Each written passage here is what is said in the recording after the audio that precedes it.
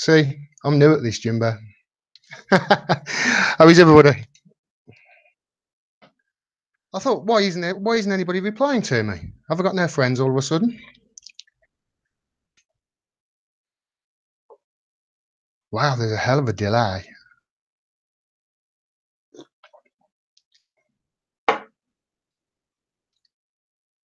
Excellent. Right, thank you, Digital Tyranny. How is everybody? Are we okay on this beautiful Sunday night? I hear the weather is going to be great in the UK for this week, so I am very happy. I'm always happy when the weather is better. I I saw something hilarious. Well, I thought it was hilarious anyway. About an hour and a half ago. Let's just make sure I can. Yeah, there you go. Israel launches airstrikes against Palestinians, it says, sent burning kites and balloons into its territory. Israel says it will deduct damages from Palestinian farmers' compensation fund. Why do I find that hilarious? Well, it's obviously terrible. They're launching missiles. But I thought it was hilarious because, although I'm not a comedian, I thought I made a very funny joke. Sir, we're under attack from the enemy. What have they sent? Troops, tanks, missiles, nukes? Worse, sir, the bastards have sent kites and balloons.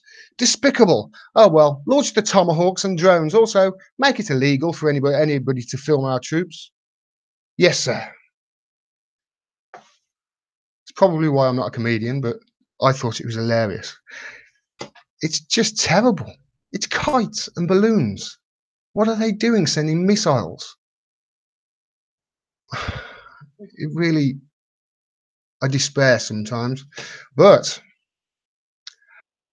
today's stream, I'm going to be talking about. Let me just make sure I can get the chat up so I can see everybody talking and say hello to everybody. Today's, there we go.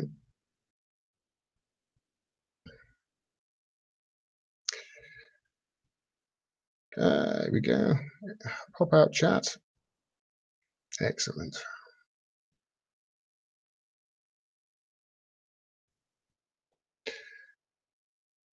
Have we got slow mode, have we? Oh dear. I'm not used to all this technical stuff, guys. I do apologise.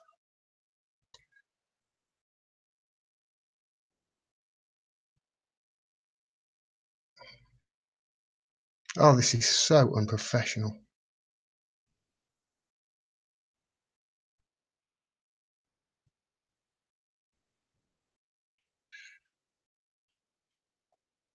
Of course, everything's slow because I've got about 17 programs running.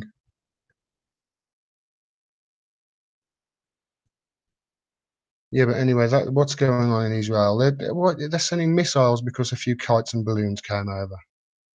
It's pathetic. It really is. It's absolutely pathetic. They no idea, of giving aggression in the same manner. It's just overly aggressive, in my opinion. Okay, let's edit the stream. Slow mode. Enable slow mode. Okay, I've turned it off now.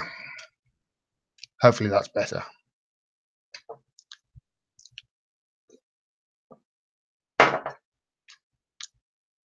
You can all chat freely now. Yay, there you go. Right, I want to talk about something that has been bothering me for quite a while, actually. It's been bothering me ever since February. When I first started doing the channel, and I saw something back in February that really started me on a train of thought that scared me. It really did. I'm not too proud to admit it scared me, and I think after this video, if it hadn't scared you before, it probably will do now.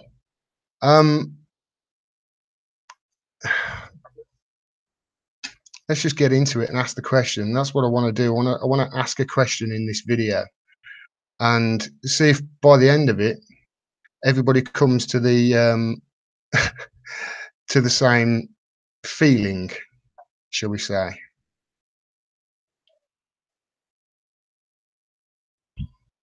Has the United States become a fascist state? Because if you look at what's going on over there at the moment, it's quite frightening to the rest of the world. There was a poll a few months back. I forget who did it now, but it was a really well-renowned, it was Pew, or it was Gallup or somebody like that. And the question they asked for people all around the world, in all 200 and whatever countries there is, or I think it was about 190 countries, they asked the simple question: which country is the biggest threat to world peace? And I think Iran was 2%, and I think China was 2%, and I think no, Iran was 4%, China was 2%, Russia was 2%. They're all around that figure. There was nobody higher than 4%, I think, apart from one country, and that was America. And they polled at 24%. I think it was 20. I know it was nearly a quarter of all the people in the world thought America was the greatest threat to world peace. And then I saw something which really did tilt me off a little bit. We'll come to that later in the stream.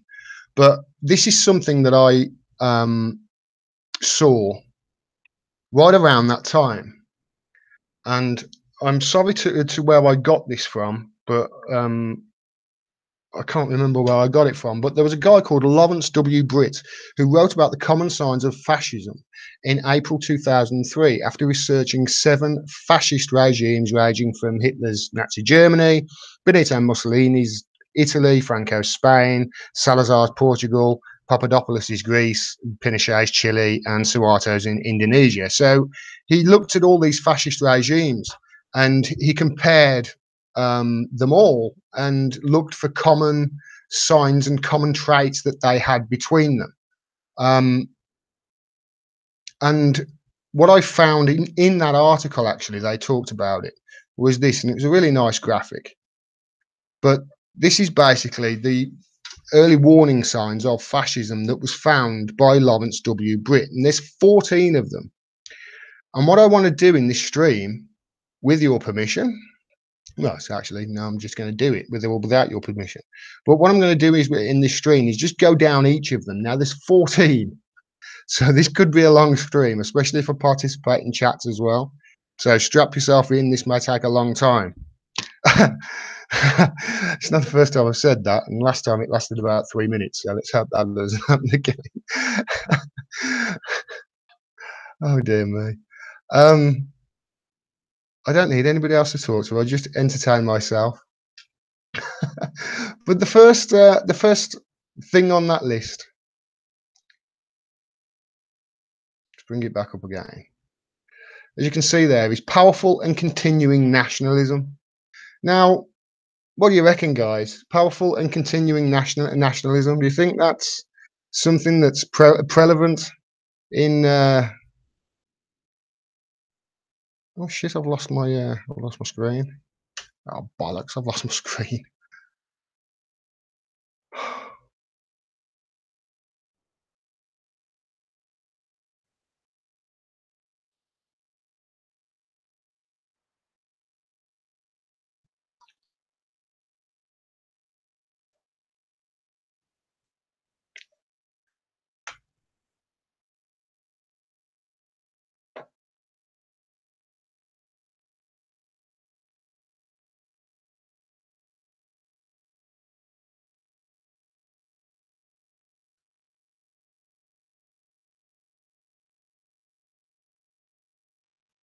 Okay, I'm back. Sorry about that. I exited a window instead of minimized it. Like a dope. Let's just check everybody's back on online. I can't believe this. I'm being such an amateur today. Being such an amateur. Anyway, so strap yourself in. This is going to be a long one. Right. What I found was this. America first. obviously powerful and continuing nationalism. This was Trump's. This was what his whole campaign was over. His whole campaign was around "Make America Great Again," America first. He said it over and over and over again. If I knew how to do live videos and actually be able to play live videos during these live streams, then I would be able to show you the speeches. But I really don't want to get any copyright flags or anything like that from making mistakes. So I'm sort of wary of it at the moment. But you know, no doubt by now that he was America first. It's powerful and continuing nationalism. It's all the boxes are ticked. But this isn't just Trump. This goes back past presidents as well. You know, it's all about loving the flag and the military and you know what it means to be American. And there is always powerful and continuing nationalism, but there's no doubt it's been ramped up to another level since Trump has become president. Not in my mind, anyway. There is no doubt about it whatsoever. So if we come back to, I think that's box one ticked anyway. I've got to say, I think that's box one ticked. And if anybody in the chat disagrees with me, please do so. But I highly doubt that anybody will, to be quite honest. Now, next on the list, we've got a disdain for human rights. And it really is worrying, the disdain for human rights. But actually, before I go back there, let's go back to the first one on the list, which was powerful and continuing nationalism. So this is from Think Progress. As recently as 2015, the Department of Defense was doling out millions to the NFL for such things as military flyovers, flag unfurlings, emotional colour guard ceremonies, enlistment campaigns, and interestingly enough, national anthem performances. Additionally, according to Vice, the NFL's policy on players standing for the national anthem also changed in 2009, with athletes encouraged thereafter to participate. Prior to that, teams were not given any specific instructions on the matter. Some chose to remain in the locker room until after opening ceremonies were completed. So this is all to do with the NFL paying the military paying the NFL to do their national anthem, and it created a whole controversy. And it was a whole controversy that was really just, it became such a nonsense. It really did. It became a nonsense, the whole thing. Just look at this from a few weeks ago. You'll remember this. This was because a few Philadelphia Eagles were kneeling to the national anthem and were protesting Trump or something like that. To be honest, I didn't really pay much attention to it because it was just a nonsense. And the media were 90%, they were all over it. It was 24/7 on CNN, it was 24/7 on MSNBC. They were talking about it constantly. This whole argument between kneeling to the flag, when kneeling to the flag was actually protesting brutality and racism in the police force. And this is what they said from the White House to the Philadelphia Eagles, who just remember won the Super Bowl. The Philadelphia Eagles are unable to come to the White House with their full team to be celebrated tomorrow. They disagree with their president because he insists they proudly stand for the national anthem. He insists they proudly stand for the national anthem. Hand on heart, in honor of the great men and women of our military and the people of our country. The Eagles wanted to send a smaller delegation, but the 1,000 fans planning to attend the event deserve better. These fans are still invited to the White House to be part of a different type of ceremony, one that will honor our great country, pay tribute to the heroes who fought to protect it, and loudly and proudly play the national anthem. I will be there at 3 p.m. with the United States Marine Band and the United States Army Chorus to celebrate America. I mean, don't you think that's taking it a little bit too far? Don't you think that's just going a little bit too far? It's a national anthem. It's a piece of cotton. But it promotes the nationalism and it promotes the military and it promotes Team US. You know, USA. It promotes that. And that, to me, I wanted to go back to it and really ram the point home as to what's happened, because it's almost laughable until you actually look at the context that it's in this list of fascist traits. So next on the list, as I said, not for the first time in my life I was premature. Going to the next item. Disdain for human rights. What do you think, guys? Disdain for human rights. Do you think the US is worried about human rights, or is worried about human rights violations that they're picking or they're undertaking right now? Let's go straight to the source, shall we? Human Rights Watch. The crimes down here, harsh criminal sentencing. On any given day in the US, there are 2.3 million people in state and federal prisons and jails, the world's largest reported incarcerated population. Concerns over incarceration in prisons, partly due to mandatory minimum sentencing and excessively long sentences, have led some states and US Congress to propose reforms. By the way, guys, that's, obviously it's a human rights violation to be locking up people for non-violent drugs offences. It's a human rights violation. I mean, what is it? 4% of the world's population and 23% of the incarcerated population of the earth. It's a human rights violation. And just to tick another box as well with this, I'm sure I'll cover this later on. Look at there, 3 from the bottom. Obsession with crime and punishment. So that's the first human rights violation. Yeah, I'm taking these from Human Rights Watch. I'm not just gone straight to Human Rights Watch. The report came out. I think this was only a couple of weeks ago. So this is the most recent. This is events of 2017. Yeah, it came out a couple of weeks ago. So you've got the racial disparities, the drug policy, and the policing. You've got the killing of unarmed black men. I mean, how many unarmed black men have been killed this year? How about last year? How many is it? It's frightening. Again, obsession with your police force being one of the signals of fascism. Then you've got the poverty and the criminal injustice. Poor defendants throughout the United States are locked up in pre-trial detention because they cannot afford to post a bail. Now, I wanted to talk about this because John Oliver he does some really good stuff, John Oliver does. And you know what? I think I'll mention him again in this stream because he has done some good stuff. He did some good stuff on the paid patriotism in the NFL as well.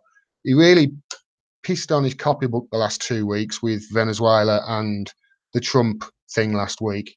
He did a long segment about the Trump-Russia scandal, and there were holes in it all over the place. I was going to do a video about it last week, and to be honest, I couldn't be bothered. But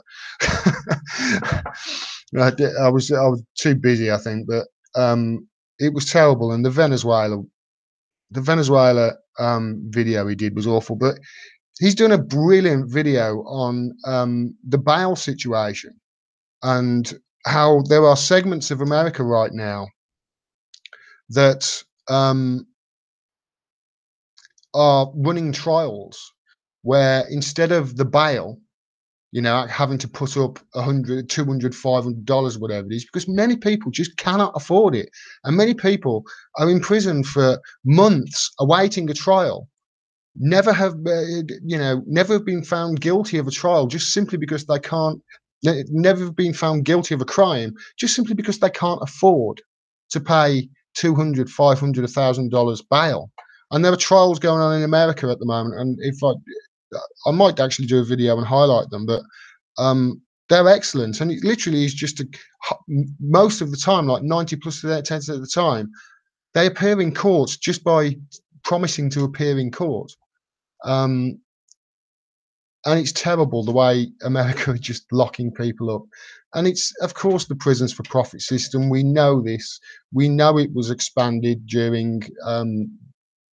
I mean, you know, I'll be talking a lot about Trump in this with regards to any signs of fascism in the United States, but you can go back to any president really over the last 40 or 50 years, all the way back to probably Nixon, and you will find similarities in them. But again, it's just been ramped up recently. Um, so human rights violations, but just get back to this article. Rights of non-citizens. Well, this just brings me to the um, recent events. There was something I saw a while ago.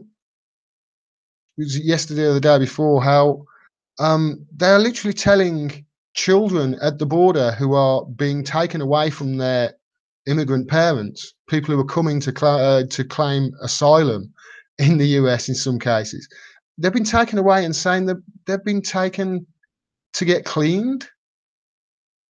I mean, I don't know whether that story is true. I saw it on Twitter and it was a big thing. I don't know whether that's actually true or whether it's, you know, taken to the nth degree by somebody with a purpose. But that's just terrible. That's Holocaust levels, you know, stuff.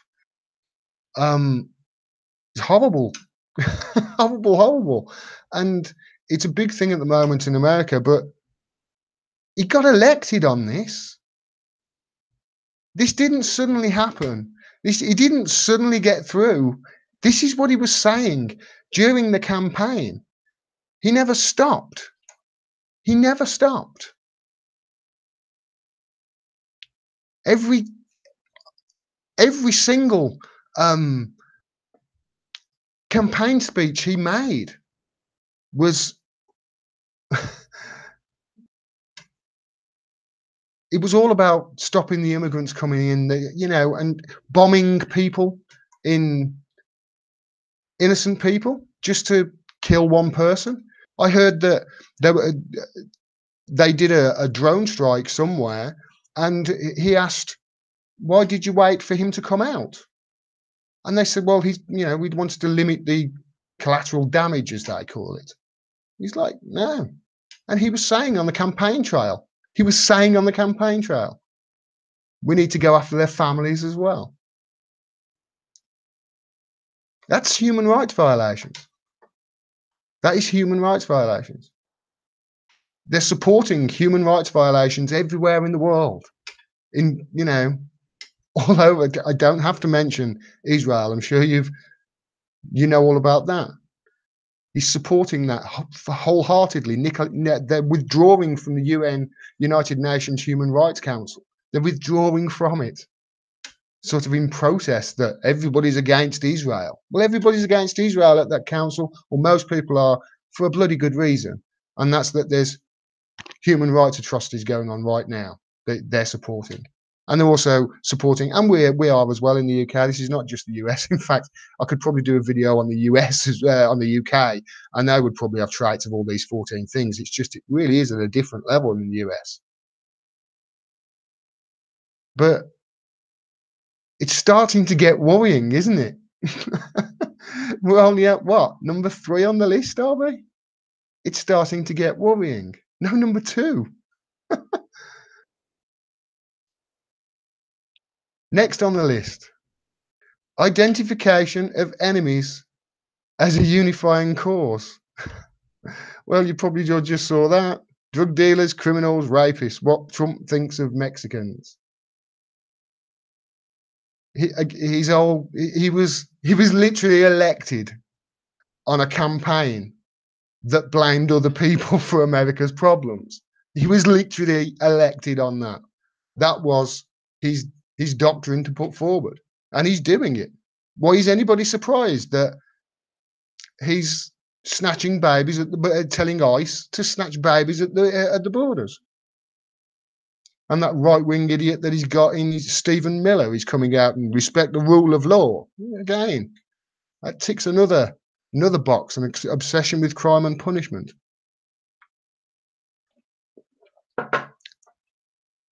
So we can't really be surprised at this, but there's no doubt he ticks this box.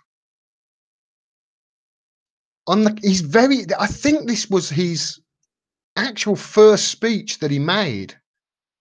I think it was. Don't quote me on it. I think it was. If somebody knows when this speech was, I'm pretty sure it was right at the very beginning of his campaign for president.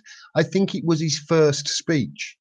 I may be wrong, but he said, Donald J. Trump is calling for a total and complete shutdown of Muslims entering the United States until our country's representatives can figure out what the hell is going on. Again, I'd play this video if I'd figured out how to do it. But there's no doubt in my mind, no doubt. The more I've been thinking about this, there's no doubt that America definitely ticks identification of enemies as a unifying cause. There's no doubt. I think even the most rah-rah Republican right-wing nutcase like Ben Shapiro would admit, yeah, we do identify enemies as and unify it. But hey, he would support it. It's the only difference. So that's 3 for 3. It's 3 for 3. And they haven't just ticked these boxes. They've cleared the bar and then some on them. Let's read a couple of comments before we go on. Chris Foster, I heard this story earlier. It is seriously fucked up, but didn't the detention start under Obama? Yes, it did. And that goes back to the point I want to keep saying. I'm going to be concentrating on Trump in this video because he has ramped it up. But this was the groundwork was there from previous presidents. It's got worse under Trump. Obama did this. There was a picture of a bus with the babies. Do you remember that on Twitter? There was a baby bus and they had baby seats in them, rows of them. When somebody actually looked, when a reporter, rather than somebody who was pushing propaganda, when a reporter actually went and read the story that was in, it was from 2015. That the bus was actually built from Obama. At any level, I heard yesterday, I think it was on Jimmy Dore's show, at any level, if you look at what Trump is doing right now, it's not as worse as any year of Obama's first term in office. If you look at the statistics, it's not as bad as any of Obama's first 4 years in office. So you're absolutely right to bring that up, Chris. It's a good point. But again, I may be concentrating on Trump a lot, but a lot of these things go back decades. It's all been leading up to this point. And that's what I'm trying to move to. The Democrats, as we know, have moved further and further and further right. Somebody made a comment on my video. I may have said this before.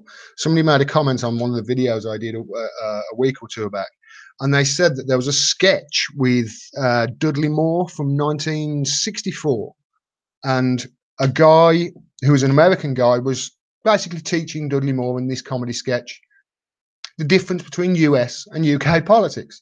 And he said, well, we have the Republican Party, which is the equivalent of your Conservative Party back home, and we have the Democratic Party, which is the equivalent of your Conservative Party back home.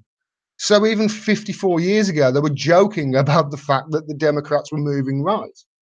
And Obama said, he's come out on tape saying, hey, if you look at his policies, he's a moderate Republican.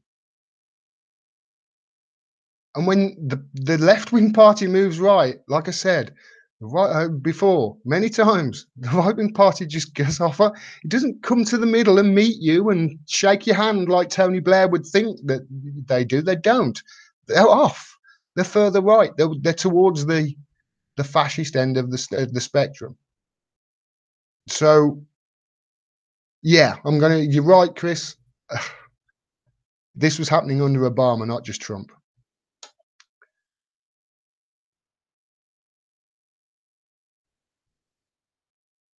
Learned hand, the separating of migrant families and mass trials started under the WM administration. I did not know that. I knew it was Obama. I knew Obama ramped it up. I knew that, but I didn't know it started under the W. Thank you for that. The belief that Trump drives policy is absurd, says Garden Gnome. I'm starting to believe he's just a tool, in more than one sense of the word. People are saying a lot. I heard, I think it's Ray McGovern, although that might be wrong, and Kevin Shipp, they've been saying that he's fighting the deep state, and they don't like it because he's a renegade, and they don't like it because he's not doing what they want. No, they love him. They're getting exactly what they want done. There were certain factions that don't, but with regards to that, they love him. They're getting everything done that they want. Chicken, Gordon, do you think the CIA killed Kennedy? I've looked at this. I've looked at this a lot. I like evidence, as you guys know. I like evidence. And I've watched that Zapruder film, is the Zapruder film. I've watched that.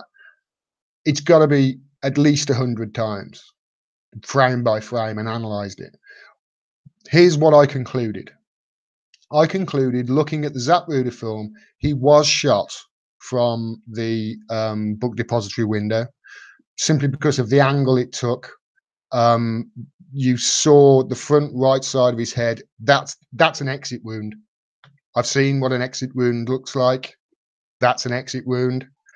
So it came from back and to the left, and I think he was slightly, and people said that he moved backwards like that. He moved towards the book depository direction of it, which means that it was coming from the other direction, which was like a fence where the grassy knoll was.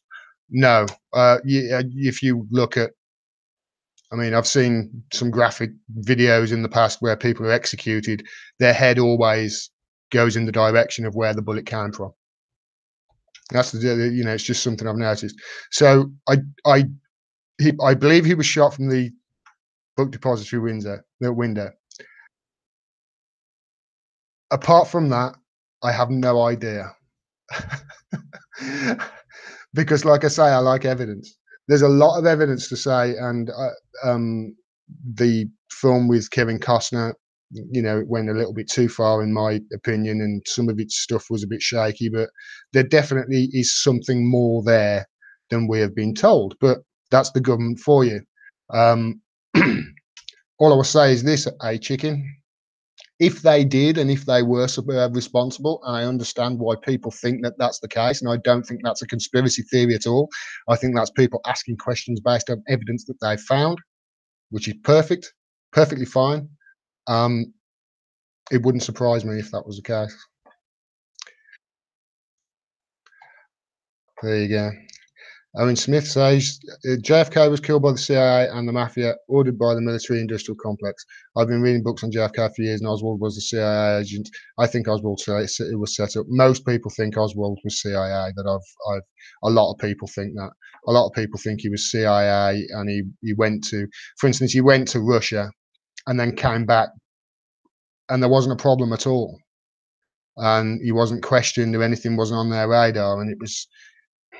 There's a lot of evidence to say that if that would have happened, then he would have gone to Russia and come back. He would have been in trouble, but he wasn't. So, yeah, that was maybe the case. All right, let's get back to this.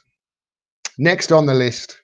So we're 3 for 3 at the moment, guys. Does anybody disagree with me that we're not 3 for 3 on this list of 14 early warning signs of fascism? Because I sure as hell think we are. But here we are, the 4th one on the list. Supremacy of the military. I think we're 4 for 4, guys. How many 100 billion is it now? 700 billion for next year. I think it's 600 billion this year, and Let's have a look.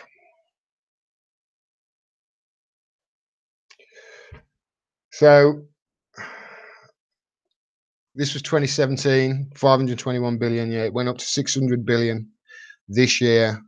And Elizabeth Warren calls President Trump a madman, and then 2 weeks later votes yes for an extra 100 billion for him, or extra 80 billion for bombs. In real money, of course, it's way over $1 trillion. Let's face it, it's way over $1 trillion. They're going to be spending all sorts on all sorts. There's going to be lots and lots of extra expenditure there on a myriad of things. I've just seen Jimbo Jones say in the chat, that's only visible. Exactly. There are so many other things that they will be funding under the table. You've got no idea.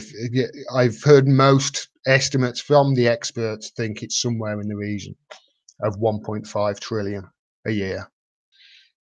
1.5 trillion. I know 800 billion would be the equivalent of the next 12 countries on Earth, of which I think 9 of them are allies or something like that. If you put in 1.5 trillion, you're going to be close to half the entire planet, probably.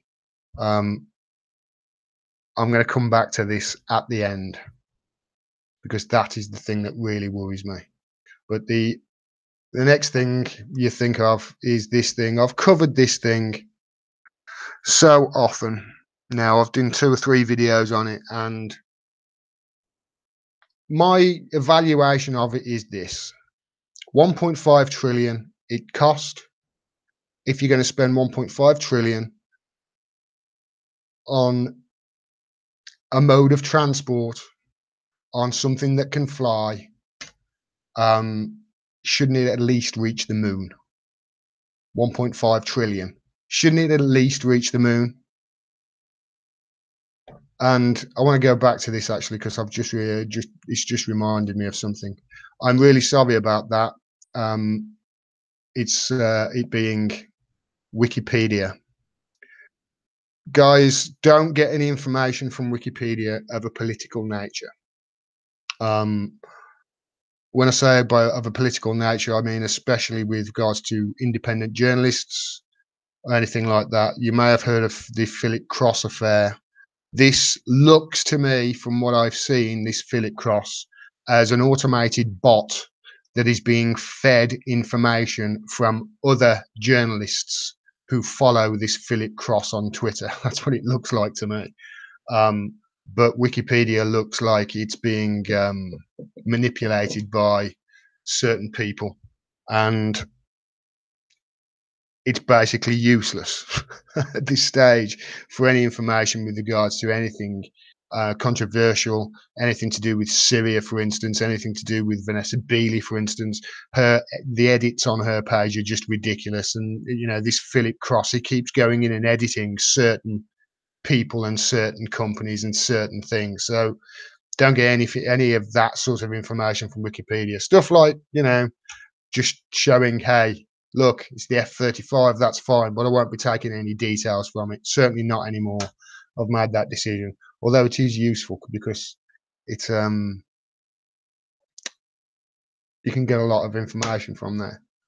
So with regards to the military, I mean, 1.5 trillion a year, 1.5 trillion on a plane that is pretty useless, that has bits falling off it, and the helmet cost $400,000 for that plane. Just the helmet for the guy flying it, $400,000. How technologically advanced is that? Can you imagine what they could research instead of that? Could you imagine the technology they could come up with if they put that amount of money into something actually useful and not designed to destroy the world? Can you imagine 1.5 trillion? That's just one project. So supremacy of the military. That box is checked. Let's face it. Let's face it. That box is well and truly checked. Let's go to the next one. Rampant sexism. What do you think I'm going to say, guys? Rampant sexism with Donald Trump in the White House. Oh, rampant sexism. Donald Trump obviously came out during the campaign. He was grabbing by the pussy. He's obviously the sexist. There's stories of him walking into teen Miss World contests with them naked and saying, "Oh well, you know, he'll go in there because he can." And then we've got in the last few years the Harvey Weinstein scandal. I mean, this guy is one sick son of a bitch. And you know what? When I think about rampant sexism in the US, and I think about this disdain for females and not thinking of them as equal, and I think of Harvey Weinstein, I don't know why, but my mind always goes in the opposite direction to some people. I always try and think of other ramifications. And can you imagine how many? I wonder if I wonder how many famous actresses there are who were abused by this despicable. Look at him, who haven't come forward. And the whole Me Too campaign was great. It was a great movement that was hijacked by stupidity, and ruined the experience, and ruined how good it was for a lot of women who felt the need to come forward and tell their story that they'd been hiding for so long. That was great. And it was just ruined by idiots on the left and right, using every little on the left, using every little thing that ever was said to them and taking it to the nth degree, and on the right, belittling it like people like Katie Hopkins did. But I tell you what, this is Wikipedia as well. I'm really sorry about this. Kevin Spacey, man.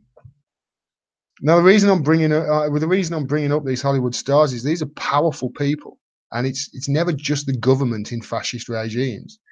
There's like an elite class at the top that are untouchable. It's sort of fascism and capitalism hand in hand, and Hollywood stars are always up there at the very top. And that when it came out about Kevin Spacey doing all these terrible things and being rampantly sexist with people, and the one with the actor from Star Trek, that was when the actor from Star Trek was very, very young. That was really, you should maybe be in prison, Spacey, and his apology was ridiculous. But above all, it really pissed me off, that dude, because I liked that guy. Really liked him. He pissed me off. But anyway, I don't anymore, obviously. But you look at the White House, and you look at who's in there now. But again, it's gone on for a long time. The sexism has been ramping up on the right, especially on the right. People fighting back against sense, and it's taken to another degree. So I would say we are 1, 2, 3, 4, 5 for 5. Does anybody disagree with the rampant sexism one, or can come up with any other examples?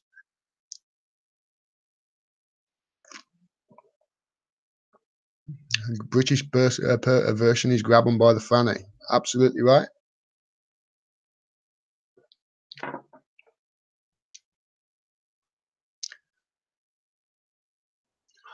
Wow. Lawrence Taylor, Palestinians 140 killed, 13,000 wounded. Israelis next up to bat. Wow.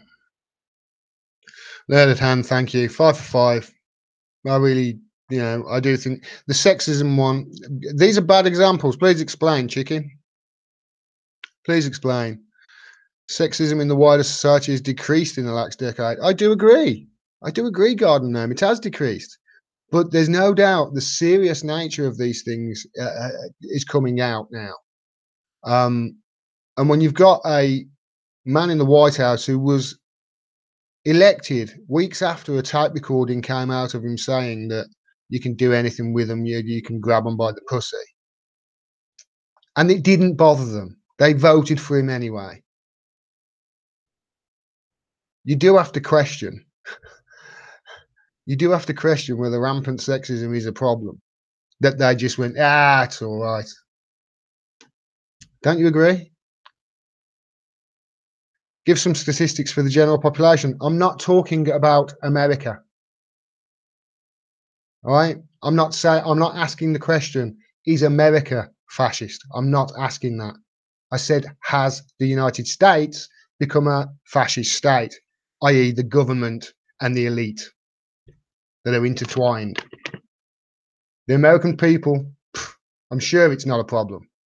But up there at the top, you know, they're even having to pass bills now in Congress to stop, you know, when Congress, before, I think it was it last year or this year? Yeah, before that, if there was a case of sexual assault, the people had to pay for the defense team for the senator that was accused, and it was all kept hush hush. And I think that's changed now. I know they had a vote on it, but again, I'm not talking about the general population. Make it very clear. I want to make it very clear. I'm not talking about America. I love America, but there's no doubt that the American government, it's ticking all these boxes now, in my opinion.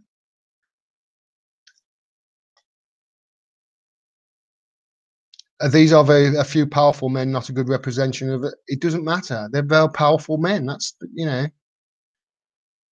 it's always the same with fascism. It's the rule at the top. They don't have to play by the rules, but they install these rules for the people. So anyway, I think we are 5 for 5 anyway. Let's go on to the next one. This one's going to make you laugh. Control mass media. One of the reasons that I set up my channel was to fight back against the propaganda in the media, not just in the US, but also at the UK as well.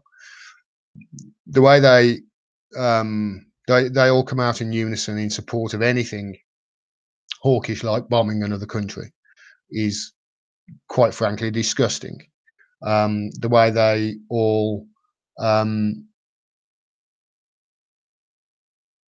play by the rules with them and don't actually do their job as reporters and ask them questions that actually need answering, rather than just softball crap that can be batted away by anybody with half a brain in politics.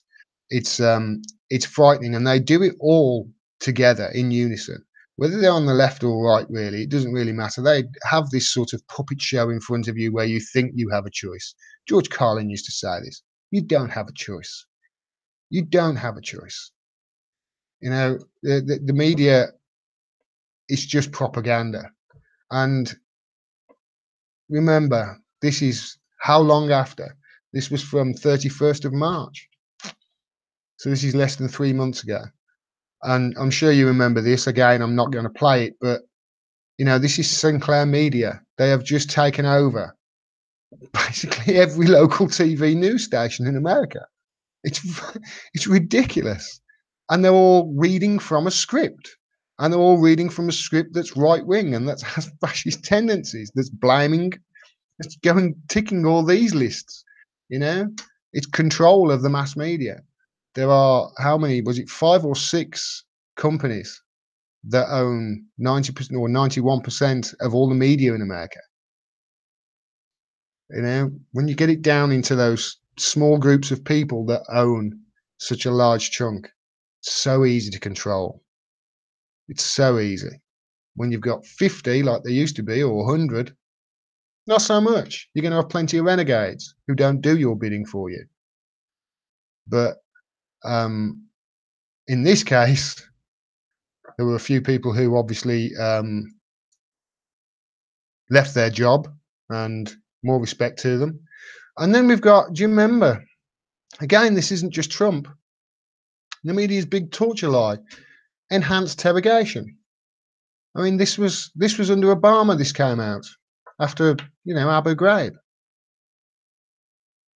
Human rights violation again, by the way. Abu Ghraib. Not just the torture. I can't understand. I can understand somebody doing the torture if that's what they're told to do, and they haven't got that thing in their brain that, you know, makes them realize they have a choice and they're just following orders. I can sort of understand but not condone those people who are following orders, even though I could never do it myself. It's like I understand the mentality or the thinking that goes into it, or the skewed logic that would have to get you there. But with regards to the people who humiliated those prisoners at Abu Ghraib, taking the pictures with them with the you know, their private parts out, and having them sodomized with it, I don't understand the mentality behind that at all. How, you know, it goes to show how indoctrinated these people are in the military and what sort of person goes in there. It's really quite frightening.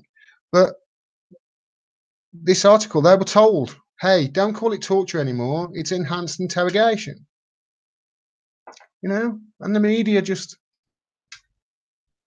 yes, sir, no problem. Although there is a sort of a fight between Trump and CNN and MSNBC now, and the liberal media, and there is this show, and I do agree with him, they're fake news, but they still do his bidding. It's not his bidding, of course. It's the people underneath, the rich people. Like I say, it's all one level. You know, it's the elite. The media has become a problem in America. There's no doubt about it. It's why shows like Jimmy Dore are blowing up. It's why shows like Carl Klinsky has how many 600,000 subscribers or something. You know, it's why people are searching for the truth, and they're finding it from independent people, because the mainstream media, the corporate media, the establishment media, whatever you want to call it, they're not giving you the truth, and they're not giving you the important facts. They're lying most of the time. It's a lie of omission, but they will come out and flat out lie if need be. If you look at the way they've reported on Venezuela, for instance, Venezuela is something I've been interested in for a few years now, and I've seen how the mainstream media just do the establishment's bidding for them when it comes to Venezuela. That John Oliver piece on HBO was just disgusting. It was propaganda at its worst. Now, I don't know whether John Oliver knew that what he was pushing was pure bullshit. I suspect not, because he's always said we try really hard to get it accurate, because otherwise, if we don't get it accurate, otherwise everything falls down. The jokes, everything, it all falls down. And I really hope he does address that after the criticism it got, because what the Empire Files did with their retaliatory video to it was literally, I mean, they just tore it to pieces. They tore their argument to pieces. And there is far more to Venezuela than the mainstream media in America will have you believe. They say, they'll say, oh, they're eating rats on the streets and there's protests in the streets. It's not the poor people that are protesting. The poor people support the movement and support the government. The people who are protesting are the right wingers, the elite. They're the ones who are paying for these protests, and people are getting set on fire. It's not the poor who are doing that. Not on the whole, it's not them to blame. It's the elite that are stopping the food actually getting out to people. It's the oligarchs in the country that are stopping the food getting out to Venezuela. He never mentioned any of that, John Oliver didn't, and neither did the mainstream media. They are all singing from the same hymn sheet when it comes to anything to do with foreign policy or anything like that. Now, if that's not control of the mass media, because it comes from the top, and the top of the people who are connected with the government, and the top of the people who are spending a fortune in lobbying the government. They're intertwined. There's no doubt about it in my mind. And what's that now we on? What we on? We 6 for 6 now, or 1, 2, 3, 4, 5? Yeah, 6 for 6. And next, actually, Digital Tyrion has just said manufactured consent. Exactly. Exactly. And going back to what Chris Foster said earlier, this wasn't just Trump. You know, remember it was Clinton that repealed the Telecommunications Act, or he was the one who allowed this uh, 6 companies, these 6 monopolies, to actually buy up all the press. He was the one who started it. And then when you go back to the Reagan administration, and you start thinking, right, okay, what about his first meeting with the CIA? And you look at Mockingbird, Operation Mockingbird. Look it up. This is a real thing that happened. The CIA were trying to feed the American people bullshit. If you haven't seen the video, I've done a video on it. It was on Bill Casey. Bill Casey, who was the CIA director during Reagan's administration, he came in 1981. His first meeting with Reagan, his very first meeting. This is all on record. It's all documented. It's true. His first meeting with Reagan was meeting with his sort of chiefs of staff, and he was asking them what they've learned in the first few weeks of the Reagan administration, the first few weeks of their jobs in whatever leadership role they were in. And Bill Casey said he was surprised.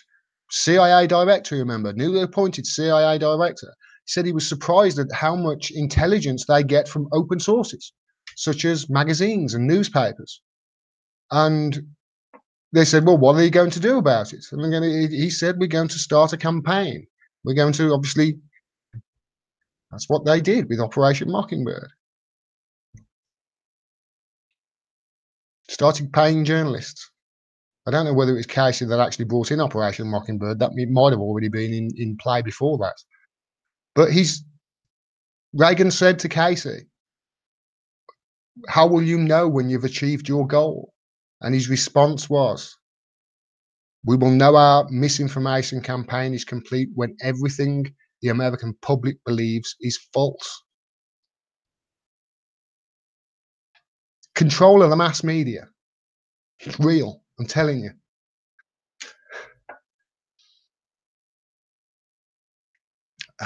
Sheldon Lunn, how do you guys feel about Colbert?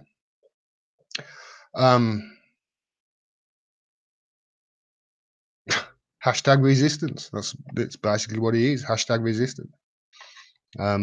They think they're doing the right thing and they're resisting Trump, but they're not. They're not. None of them are. Colbert, Kimmel, none of them. I'm sure they all think they're doing well and they're all doing the right thing. But if ever they had somebody who actually knew about the world and what was going on in the world on their show, it'd be shut down. Would never happen, I suppose. So, what are we up to now? 1, 2, 3, 4, 5. We're 6 for 6. Next on the list, obsession with national security. Well, this is going to be an easy one, isn't it?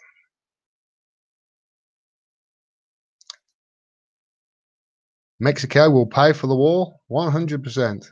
They're building a wall. They're building it does obsession with national security. They're building a wall to stop the brown people coming in.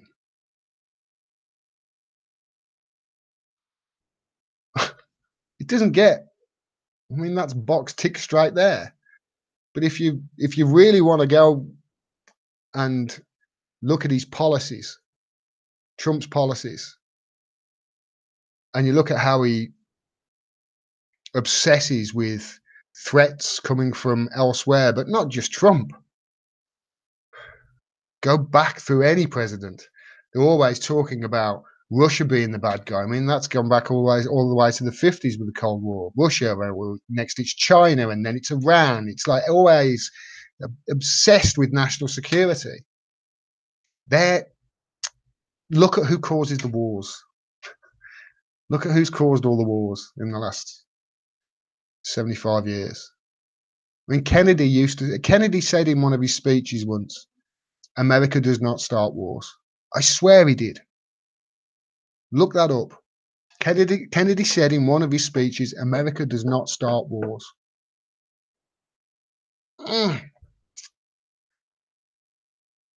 So, with regards to an obsession with national security, does anybody disagree? President-elect Donald J. Trump generally supports broad US counterterrorism practices, including some controversial surveillance and interrogation practices. So, as in this article, this is from CFR, Council of Foreign Relations. We have to err on the side of security, he said in 2015 while speaking about the National Security Agency's program to bulk data on the US, his phone calls. Now, of course, the Democrats just gave him even more powers to surveil the country, violating First Amendment rights. Anybody disagree with that? Are we 7 for 7? Are we at the halfway point, batting 100, as you say in America? Let's have a look. Tommy Knocker says, as a Canadian, can I request the next war to be to the north?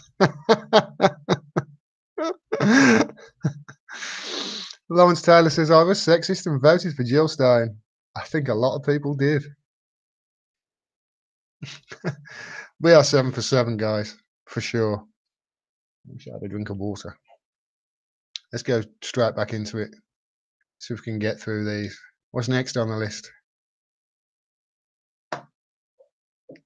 Religion and government intertwined. Well,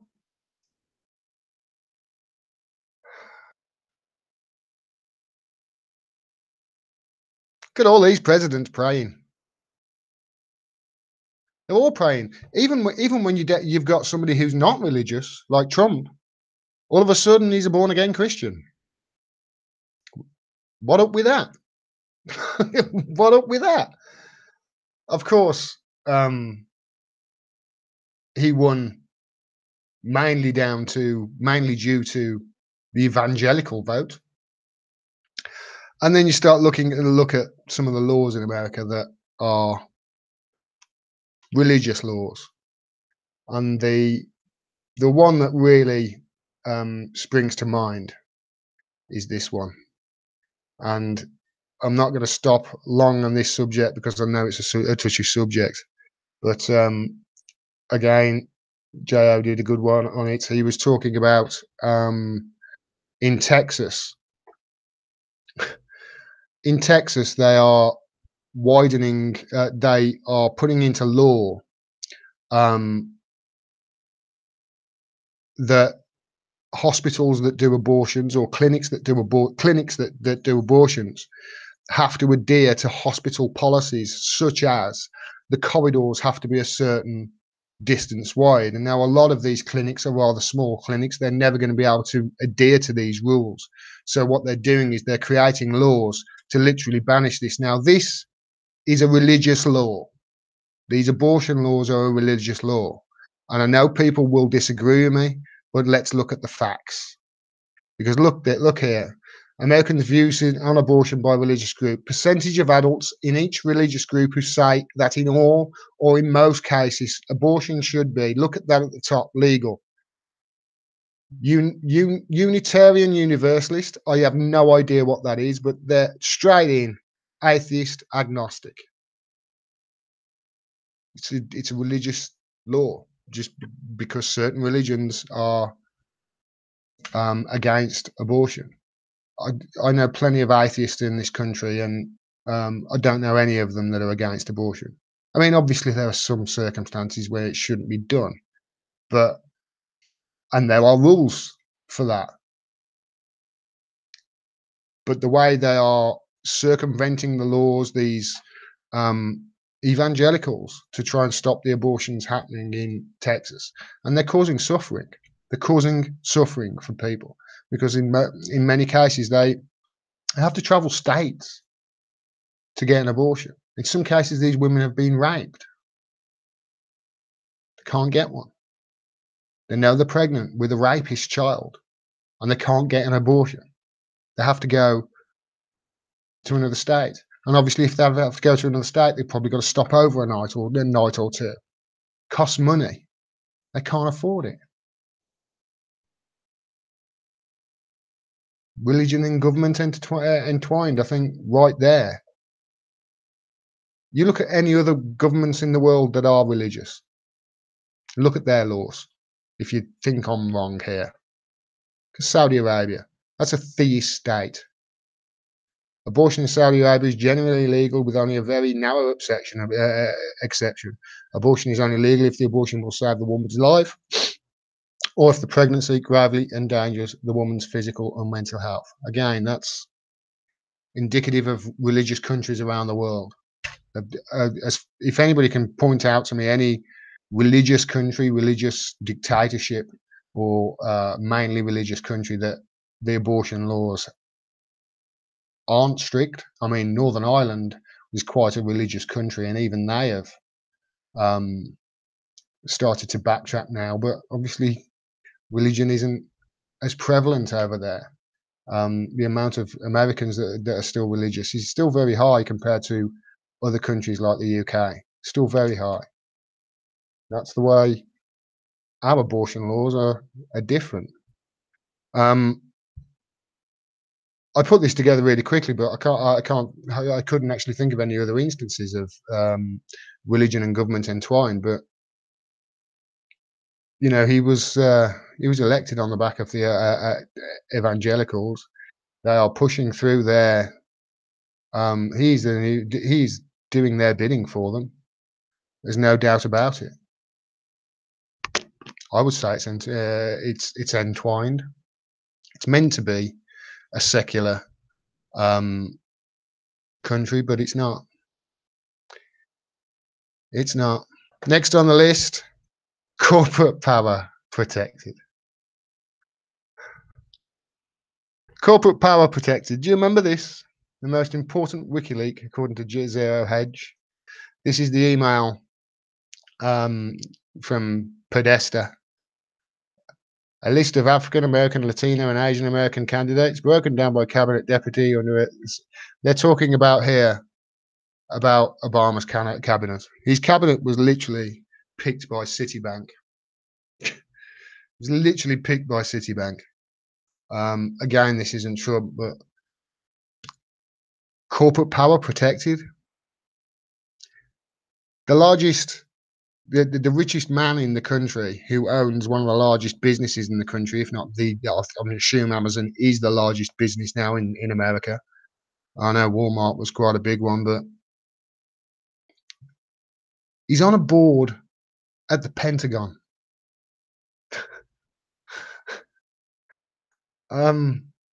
Yeah, I think corporate power is protected.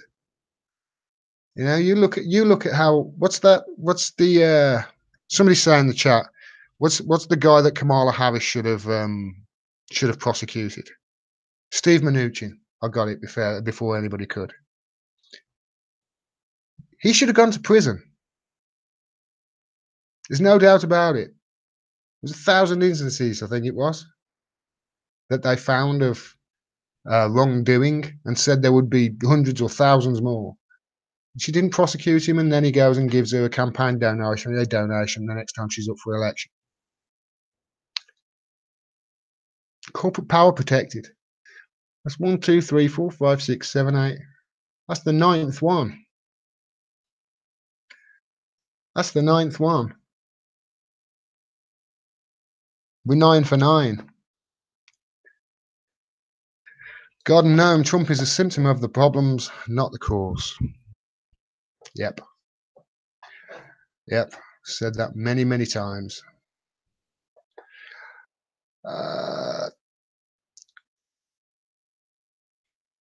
Tommy Knocker, Trump is just a shiny key. If you keep them hating the guy on the TV, you don't see the real problems facing the populace. Yeah, I've said that before. Look over here. Look at the shiny keys. Look at the shiny keys. Let's go and bomb that port in Helena. Look at the shiny keys. You know, it's That is your media. Then we come to the next one.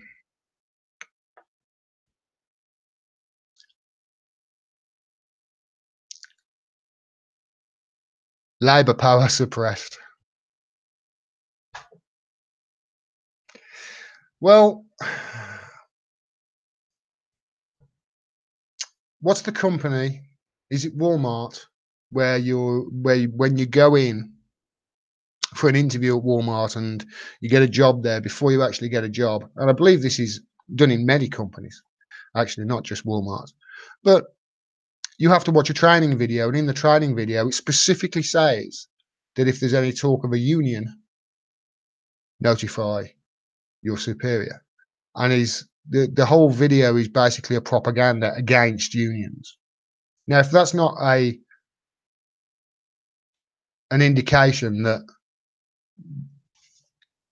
the workers of the country are being suppressed, of labour power is being suppressed, I don't know what is. The decline in unions over the last, since Reagan, 1980, I think it was 30% of the workforce were in a union during that time, and now it's something like 11. Unions are powerful. They can get too powerful. There are bad sides to unions, but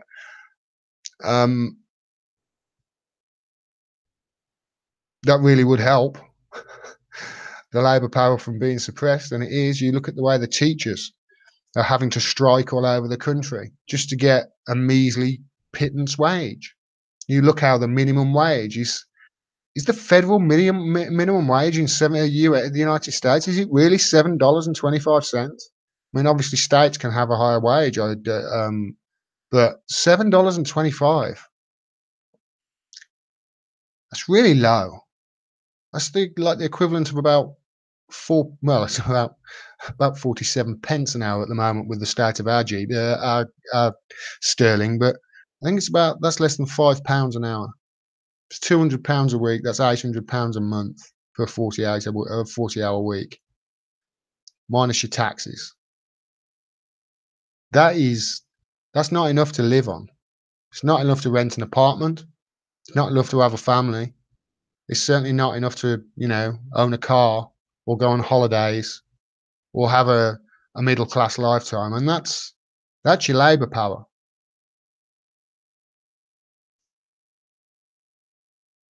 It's just not enough. And it's why I support Bernie Sanders. I support his policies. I think the minimum wage in America should be up above $15 an hour. I think it's too low in this country as well. I think it's far too low. And I also think 0-hour contracts are illegal or should be made illegal. Because this is all how corporations and it's how capitalism bleeds workers dry. The companies that treat their workers the worst are the ones that make the most profit.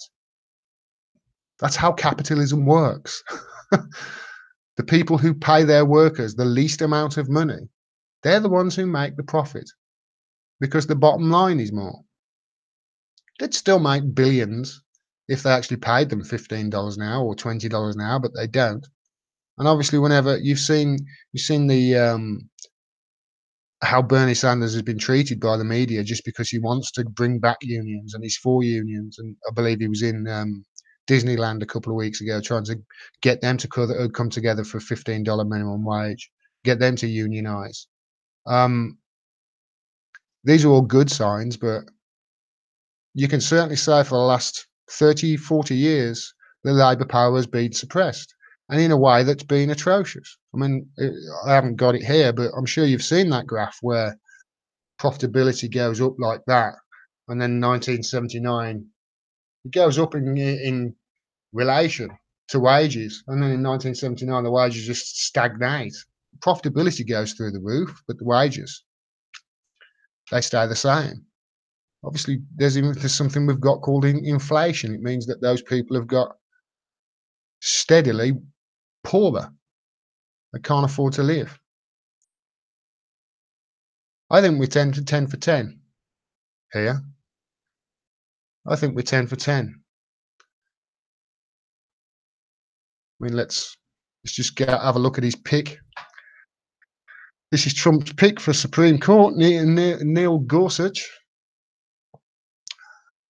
Remember the big story about him, about the frozen truck driver, in his case when he was a judge?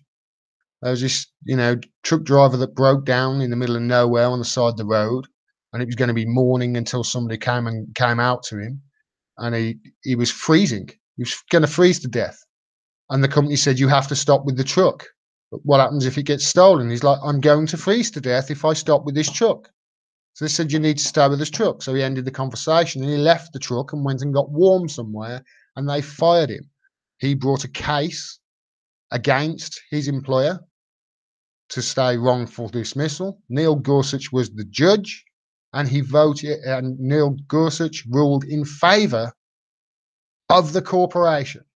And that guy has just been put on the Supreme Court.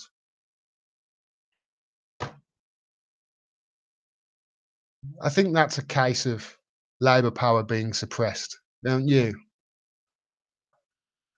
Let's jump into the chat for a couple one. Learned Hand, it really started in the 70s after Nixon opened trade with China. US Steel is a perfect example. The union was even willing to buy the plant. Instead, the materials went to South Korea. Globalization has really helped suppress the labour force, without a doubt. I totally agree with you. It's a very good point. God no. Also, Democrats abandoned the unions mostly under Clinton. Democrats just abandoned the working class, full stop. George Carlin used to say he just threw them overboard 30 fucking years ago. That's all what they did. Chuck Schumer come out and said, if for every Democratic voter we lose, we'll pick up 2 in a blue area. It's, they don't stand for they don't stand for anything that the general worker does anymore. They don't. They're, we're Republicans, but we're nice to the gays and we're all right about abortion. But other than that, they're a right-wing organisation. They're centre-right. Is it any wonder that without a left-wing party, that the right-wing party in the country has moved further and further to the worrying and the scary end of the scale? It's, Democrats are complicit in this 100%. Like I said, all the way through this video, this is not just Trump. It's just been escalating up to, it was just the platform. They basically put the platform there for somebody like Trump to come in and take it to another level. And in many ways, he's not taking it to another level. In many ways, people have just woken up to the fact that the United States have been doing this for a very long time. It's just that they've only just noticed it because it's Donald Trump.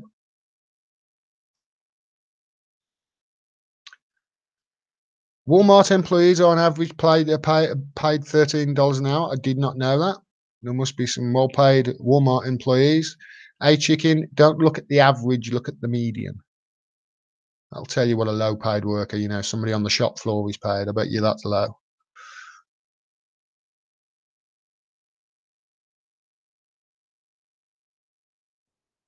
The Dems are Republic light, says Tommy. I like Jill Stein's expression of them both. She calls them the Republicrats because there's no difference. The Republicrats. I like that. All right, next one.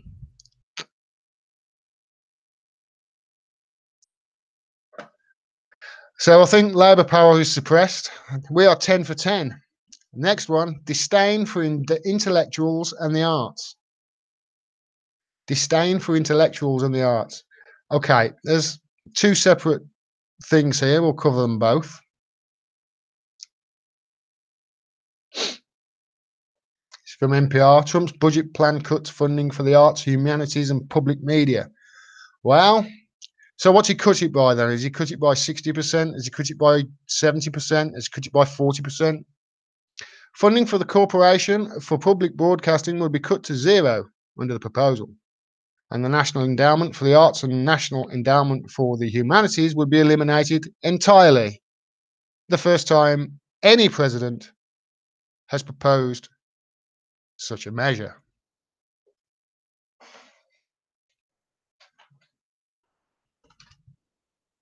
Box ticked.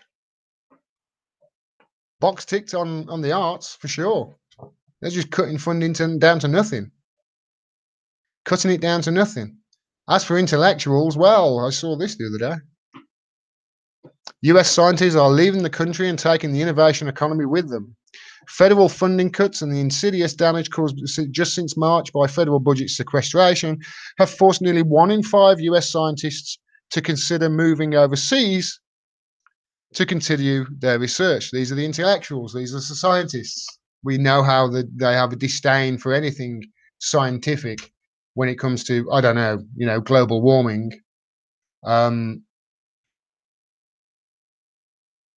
That's a ticked box. That's a tick box. There's certainly no money going into, artists and the sciences, which are where those two groups of people are. We're 11 for 11, folks. This is not looking great, is it? Obsession with crime and punishment. Oh dear. Oh dear, oh dear, oh dear. Well, this is what your police force looks like in America. That picture was taken. Oh, I forgot the name. Ferguson. That's the police in Ferguson. So, I mean that's there's your police force right there. That's what it looks like. There's talk that Trump has been reordering Nixon's playbook, going back to what you said, actually learn at hand, which I said was a good point, just to prove that I knew that was a good point. This is what I bookmarked earlier from Politico, how Trump is recycling Nixon's law and order playbook. There's, there are signs here that are being checked off one by one. If you look at how Trump was elected, he was elected as the law and order. Remember him saying that? We're going to bring law and order back to the United States. You look at how they are treating this it's a zero tolerance policy with immigration, for instance. That's an obsession with law and order. It's rule of the land. You look at Stephen Miller has come out. This is Trump's policy advisor. He came out yesterday, I think it was, and said, law and order, respect the law. It's an obsession with crime. And as for the punishment angle, well, I mean, you don't have to look at Trump for that. You do not have to look at Trump for that. You need to look at all the way back to Reagan and before with Nixon.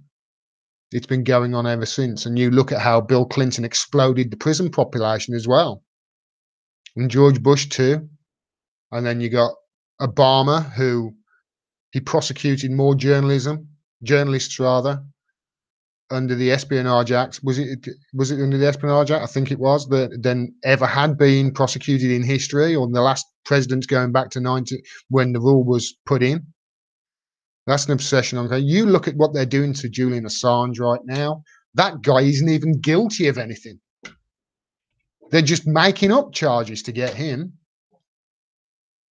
Somebody in my Twitter feed the other day called him a traitor to America. It's like, you dumbass, he's not American.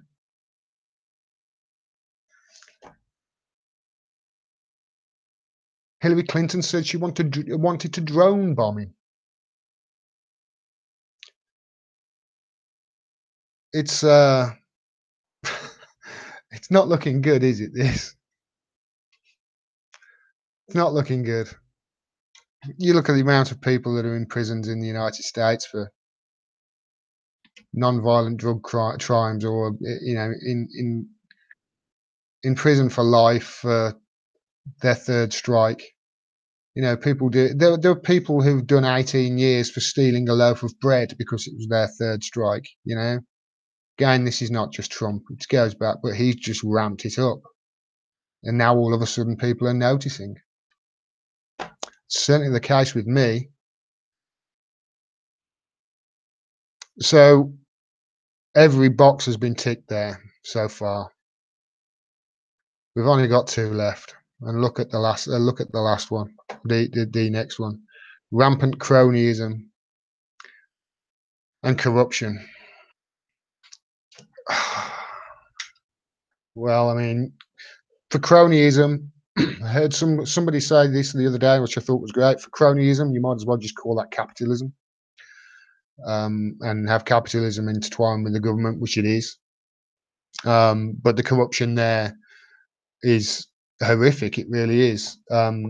Jeff Bezos, I'm just reading here, Jeff Bezos has made $40 billion this year, whilst the typical Amazon worker has made just $12,000. Wow. That was one of the things I missed from earlier. But with regards to, corruption, it doesn't get more corrupt than the way your government is picked and the way, well, let's show you.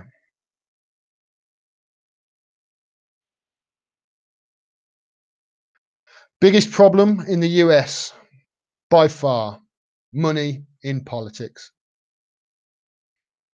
according to the people of the United States.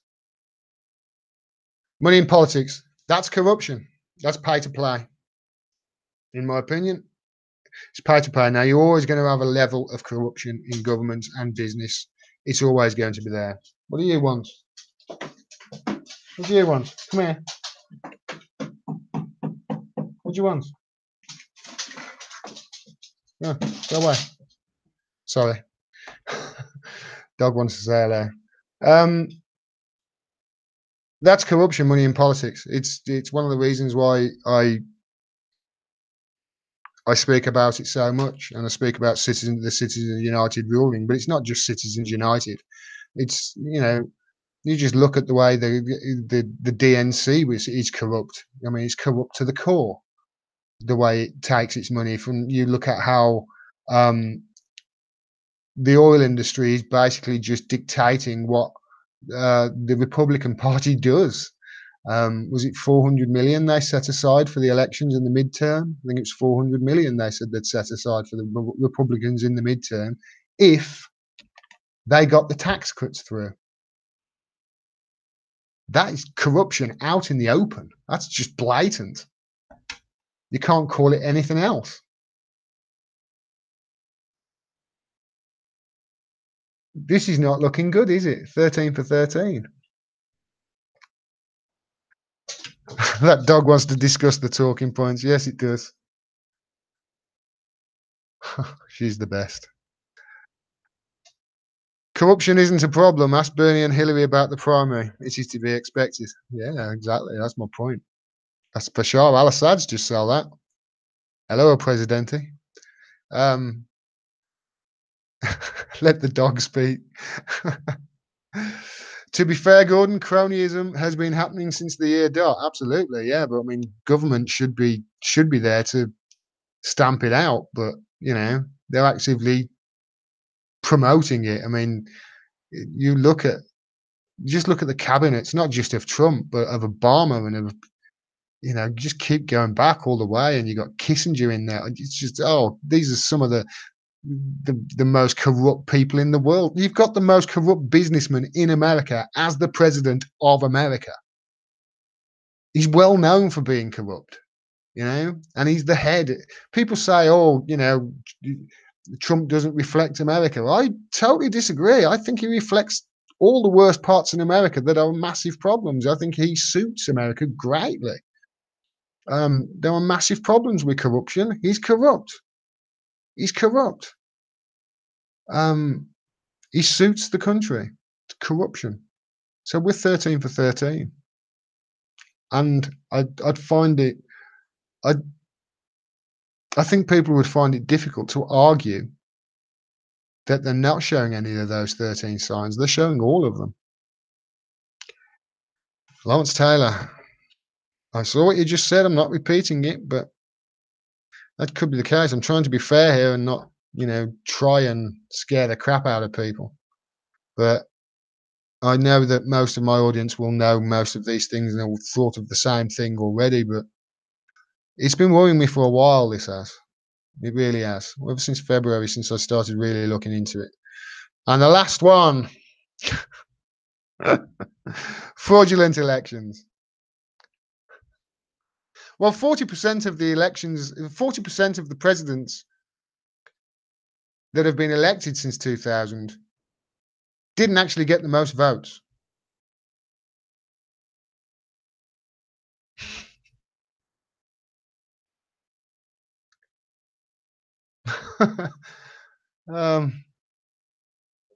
Sounds pretty fraudulent to me. Sounds inherently fraudulent, to be quite honest.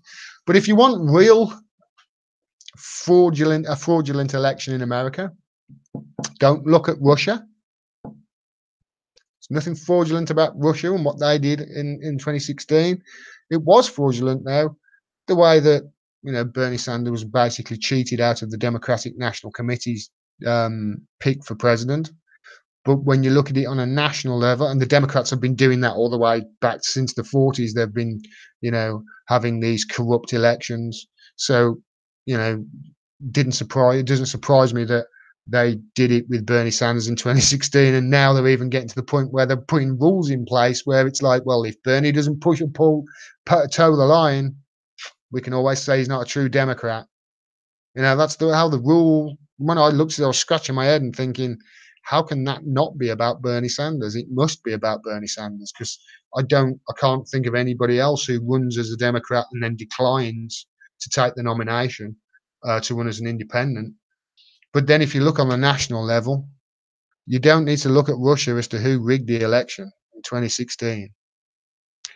It was America, because the amount of voters that were purged for no reason and the amount of people that had their vote not count is insane. This was the Washington Post. This is a really good article that I've read before, but they're trying to get me to pay for it, and I just flat out refuse to give that terrible outlet any money whatsoever, even if it is $1 a month or whatever it is.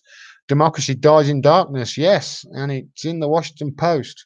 This anti-voter fraud program gets it wrong over 99% of the time. The GOP wants to take it nationwide. That was Chris Kobach, Commission Vice Chairman Chris Kobach, and they're talking about cross-check, interstate cross-check. And there's a great reporter, independent reporter called Greg Palast. I think he's independent anyway. And he did it. There's some brilliant videos and some great interviews with many journalists. He was on the Young Turks. The Young Turks covered it extensively, as did Jimmy and other channels as well. Strangely enough, they're not so much on CNN and MSNBC. Worried about that. Just look at that cross-check in action. Trump victory margin in Michigan. Michigan cross-check purge list 449,922. And this is what, remember, Washington Post, this is the anti-voter fraud program that gets it wrong 99% of the time, according to the Washington Post. Purged 450,000 voters from Michigan. Margin of victory over 13,000 to Trump. Trump victory margin in Arizona. 85,000. Arizona cross-check purge list 270,000. Trump victory margin in North Carolina, 177,000. North Carolina cross-check purge list, 589,000 people. He did some great work, Greg Palast did on that, on his investigations. And then going back to the DNC, hey, just look at their primaries. I mean, look at this. How pathetic does it get? 56% of the vote against 44%, and yet Hillary Clinton gets 4 more delegates than Bernie. And now they're all pissed off because it looks like they're going to vote down the amount of super delegates and the amount of cheating that they can therefore do.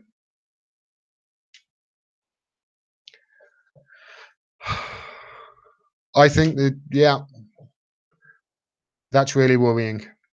Really, really worrying. That's all 14 they've ticked. All 14. And they don't just tick them. There are some that they are much worse in. For instance, the um, the overemphasis and supremacy of the military. For instance, there are way more instances of that than there are of a disdain for intellectuals of the arts. But they are showing major signs of all of these traits. Is the US government, and it's really weird. And it's really weird because really scary rather, because of what happens next. If there's a cataclysmic event, if 9/11 happens again somewhere, maybe in America, maybe elsewhere, or don't know, something that sparks that into action, and all of a sudden throws a huge amount of weight behind Trump. Let's say, I don't know, one of their ships are attacked by some country, or there's a cataclysmic event, or volcano goes, or there's an earthquake somewhere, or global warming happens and the seas rise and there's mass migration from central Central America and Central Africa. It only takes something like that to really push it over the edge, and all of a sudden people will support it because, hey, it's got to happen, needs must. This is how it happened in the 30s. It came after fascism rose up after a time where the country was in bad shape, after a financial crash. And you look at what happened in 2008. There was a financial crash then. People said at the time in the 30s they couldn't understand how fascism happened all around them without them even noticing. They just didn't notice. It just seemed, it was a bit out the normal, but there's so many things similar now you can point to and say, look at history, where we're teaching, we can learn from history here. Excuse me. Covert White Rabbit, if Jamal Thomas made this video, he wouldn't keep it long, only about 3 hours. Well, I've been going nearly 2. So we could be going that long, who knows? Mike Nightingale says the Tories kick all the fascist boxes too. Not, I don't think, to be fair to them, at the same level as the Republicans do. But I do agree with you. They do still tick all those boxes. I mean, I'm doing a story at the moment, or a rather large story, on universal credit. And it would be difficult, I think, with the universal credit rollout into the UK. For anybody in America, universal credit is the thing that was like dreamt up by Ian Duncan Smith and his people when he was Home Secretary or whatever it was. That was going to combine 6 benefits into one, and in practice, it's like, sure, then you're cutting down on your overhead, you're making it more efficient, but they've messed it up in such a way that it's getting to the point now where I'm investigating. I'm thinking, you've done this on purpose. You could not have done things this badly and rolled this out as bad unless you were actively trying to do it. I swear, I'm starting to think, you're doing this on purpose. You're doing this on purpose to create misery and to create suicides. I'm honestly starting to think that that's the case, because it's so the amount of stupidity that they've gone in, and the amount of times they've missteps and made bad decisions with universal credit, the rollout, and just totally ignored everybody else's advice, who were the experts who were saying, don't roll it out, it's not ready, but they do it anyway. It's almost like they do it and just don't care that people's lives are going to be massively affected. You look at the rise in food banks. I was researching for that video, the rise in food bank in places where universal credit has been rolled out, because it's not been rolled out to the entire country yet. But in places where it's been rolled out, food bank use has increased 56% straight away, compared to a 13% national average where there isn't universal credit. And 13% is still massive. You know, if you look since the Tories came in since 2010, the amount of food bank use is off the charts. So I think you're right. Sorry, I've forgotten who said it now, but yeah, Mike, you're right. The Tories do tick all the fascist boxes too. And I just want to quickly find something, because I should have queued this up, but I was a bit late, and the reason is I was setting everything up and I forgot to actually find this on my computer.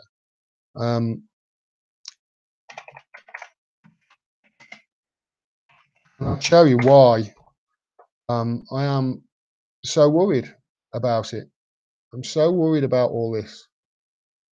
Let's just snip this so I can make it bigger.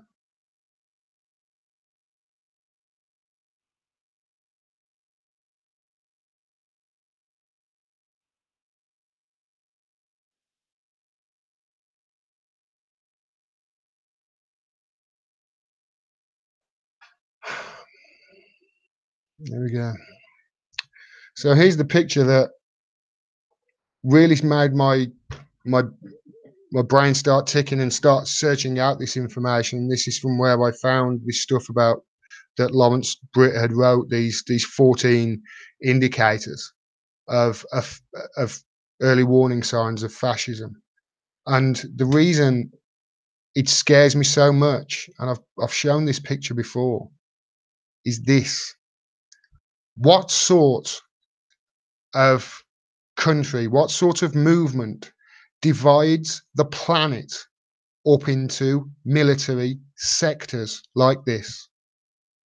What sort of organization does this? Do the Russians do this? Have the Russians got an equivalent to this? Have the Chinese? Of course not. They haven't got 1,400 military bases around the world. They've got one each, I think. I know China's got one. I think Russia's got one as well. Maybe they've got a few in Syria. But they've got nowhere near 1,400 around the world. You know, they say it's 900, but that's without the black sites. Julian Assange says it's 1,400. He's never lied to me. I'm more inclined to pick Julian Assange. But what sort of organization, what sort of country, what sort of movement splits the planet up into military sectors and has bases all around the world?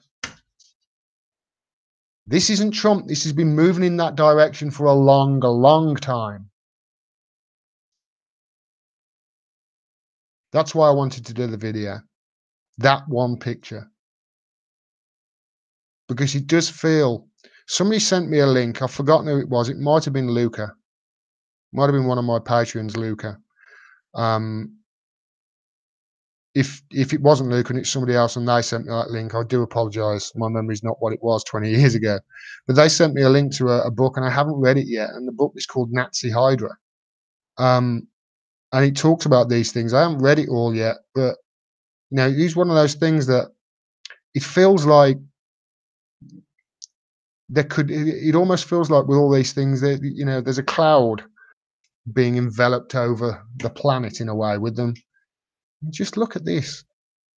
What sort of country does that? What sort of organization splits the planet up into military sectors? Or as you say in America, sectors. Keith Lemon says that all the time.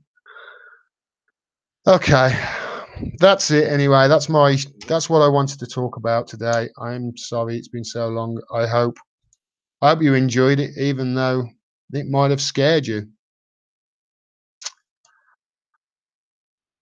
Covert White Rabbit says, of course, Russia is aggressive. It puts its country in the middle of all the US military bases. Yeah, they said that about Iran. I tell you what, I was thinking about Russia in the shower earlier, actually, White Rabbit. And I was thinking back, how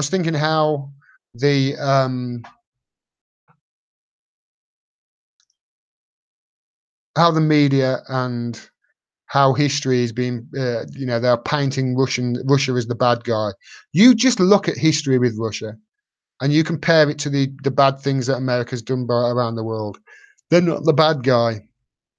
They're not the bad guy. They've done just as much good. 27 million Germans died. 27 million Russians died during World War II fighting the Germans. That's nearly half of all the people that died in the Second World War were Russian. Many people, it blows people's minds in America when I tell them that. I remember I was over there in 2008 and I told one of my friends it, and they were like, "Get out of here." I'm like, seriously, 27 million. There was something like, I think it was 65 million died during World War II. 27 million of them were Russian. That's a debt of gratitude that we should always remember. Every country in the world should always remember that. We should always look back and think, yes, they were there. They were on the right side of history for sure. Can't say that about Italy. Can't say that about Japan. Can't say that about Germany. You can say it about Russia in that instance. Yeah, okay, they did a pact with them and what have you, and it was never straightforward. But when it came to it, when America eventually turned on them, because it was always in Hitler knew he couldn't win the war without taking over Russia, and I think Stalin also knew that as well. 27 million people, and then you look at what they did during the space race as well. It was Russia that put the first. I think Russia went first satellite or ship to space. First man in space was Russia, Yuri Gagarin. They've made lots of advancements. They're not as bad as I think the media are making out. I'm not saying that they're saints, but when you look at this nonsense with Russiagate, Russia meddled in the election. Really, Russia meddled in the election? Are you that? You meddle in everybody's elections, America. It's like everybody's America. You overthrow democratically elected countries along with our help. Let's not make out that we're all innocent over here, because we're far worse than Russia when it comes to that. Far worse. So as for Russia aggression, all I see is Russia just being totally polite in everything they do. Yeah, okay, they lie about a lot of stuff. It's Russia. But they'd be totally polite and above board, and all the aggression seems to be coming from us and the Americans and France. That's where the aggression seems to be coming from. When you listen to things like, the MP, one MP, was it Kinnock's son, the other day, came out and said the World Cup players, the English World Cup players, should wear black armbands to protest Russia meddling in elections. Protest them with this Skripal case, which is just could have been Russia that did that. I'd like to see some proof, please, because I know you're lying to me, government of the UK and government of America.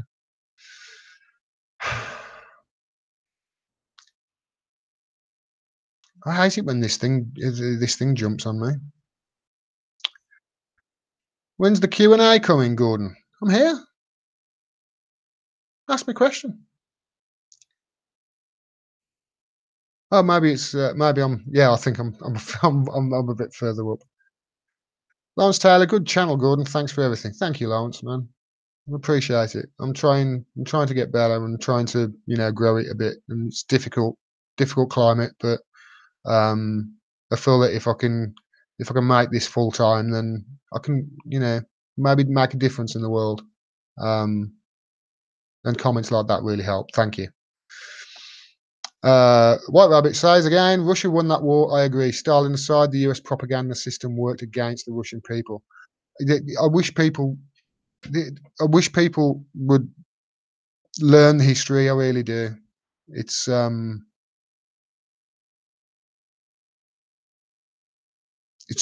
as the media in America paint out. It's not as they make out. It just isn't. In any case, ever. They are always on the side of. I suppose it's the same in every country. I mean, in the BBC, they're going to be pro-Britain as well. They're not going to be. They're going to be talking about especially foreign policy from a purely British perspective. and they do some awful things. The BBC do. I mean, that one documentary they did, was it? I think it was about Syria, freeing Syria, it was called, or something like that. When, there's so many instances in it that you look at it and it's like, I think that's a fake documentary. You know, when they had these people come in, I think people in the stream will have seen it, where they have these, people. It's almost as if somebody shouted action, because if you look at the pictures without any sound on, you can see, my God, that's just terrible acting. That's not people in pain. There's a lot of things in that video. The guy who did it was a guy with long hair, and I can't remember his name now for the life of me, but he's really good at what he does. So yeah, the BBC do it as well. It's not just America. Any country, you're not going to get the truth about Russia from Russia. You're not going to get the truth about China from China, and you're definitely not going to get the truth about America from the American media. From independent media, you definitely will there.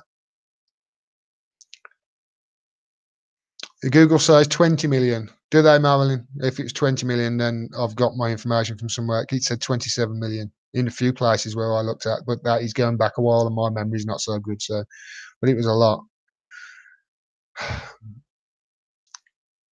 The Italian resistance did a shit hot job during World War II, Chris. That's something I must have forgotten about then. The French resistance were pretty good. I didn't really read too much about the Italian resistance. I hate it when this thing skips on me.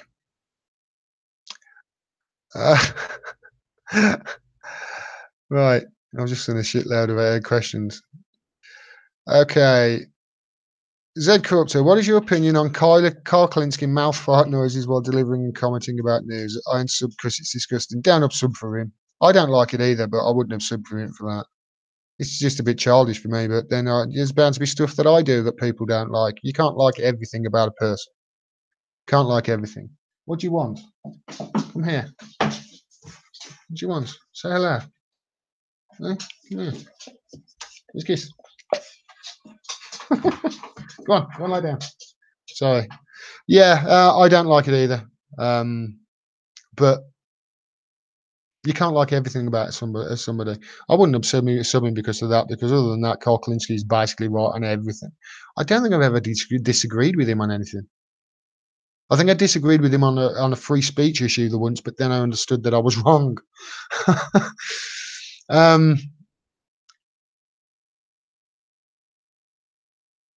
The whole world thinks that. Didn't Gallup do one poll asking which country was the biggest threat to peace? USA didn't do that poll again. Tabitha, you must have missed the beginning of the stream because I brought that very thing up. That's how I started this stream. That's how I started it all up. Lawrence Taylor says they overthrew the American election. America, I mean. Jimbo Jones says on Russiagate, read Gordon's book. Please do. Please do. Patrons get it for free. There's a PDF in the Patreon if you're not a patron. $1 a month is all it needs, or whatever you can afford.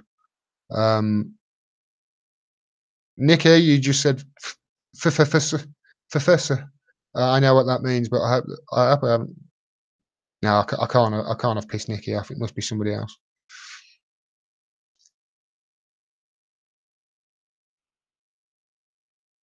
Russia is the shiny learned hand. Russia is the shiny keys for corruption. They're not perfect, but our nations hinder democracy in our nations far more than they do. Honestly,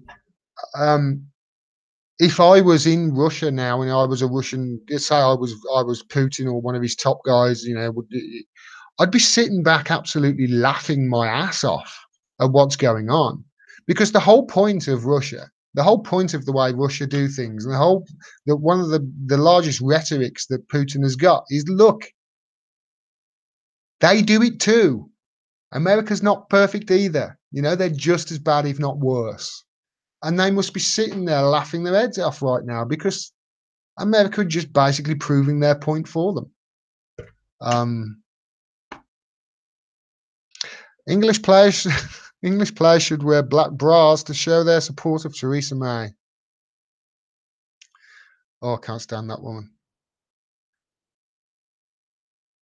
Zuni just said, as I mentioned, it was Cambridge Analytica who Trump actually hired to help him. You know what? That's a good point. We should have brought that up. That's a prime example of fraudulent elections. They're actually hiring Cambridge Analytica, a firm, to illegally get, you know, information on people and then to change their minds via ads and Facebook and social media campaigns.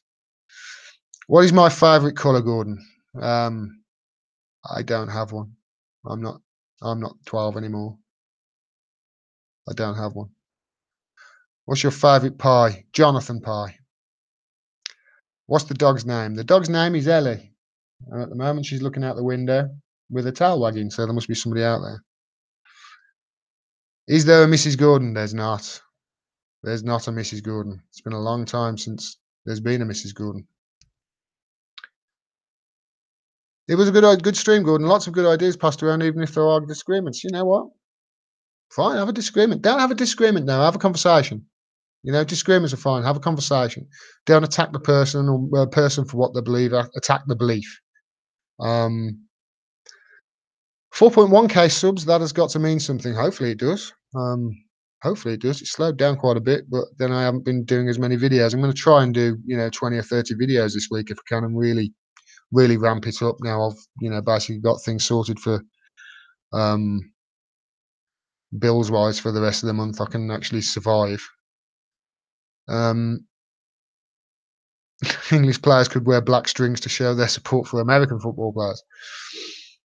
Russia is the enemy. It's what they teach children in the school in the US. Exactly, Jerry. Jerry, you're absolutely right. They, if they're teaching that, we were taught that. We were taught that in Russia and Germany they were an enemy. We were taught that when we were growing up as well. Not necessarily by school, but we certainly taught that. These are people. These are countries that are bad, and it's just not true. I mean, Germany went down a bad path, but since then they've been fine. There's an Al Murray joke that the reason why we're in these wars in the Middle East is just to keep ourselves match fit for when the Germans have another go at us. So I find that quite funny. See you, Gordon. It was 27 million Russians died, not 20. Carmel, I think it was 27 million. That's what I got. If Google told you it was 20, whoever said it was 20, I think that might be underestimation. I'm sure it was 27 million. Stop the dead donkey English comedy show. Well, the Russians never won the World Series, or the English, or any of those.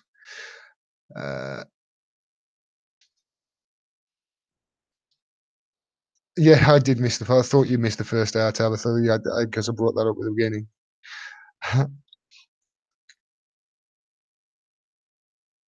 It was an OBE. That nice picture of Scunthorpe in the background. Is it Scunthorpe? That can't be Scunthorpe. There's water down there and boats. It looks nice. No disrespect to Scunthorpe. Is there a Mr. Gordon? No, there's not a Mr. Gordon either. And there'll never be a Mr. Gordon. There might be a Mrs. Gordon at one stage. How old are you, Gordon? I'm over 30.